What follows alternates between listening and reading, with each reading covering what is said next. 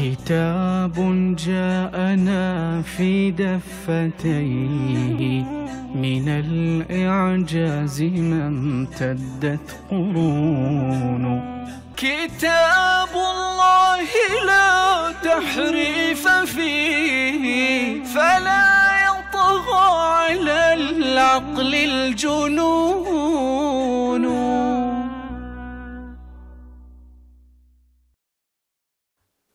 السلام عليكم.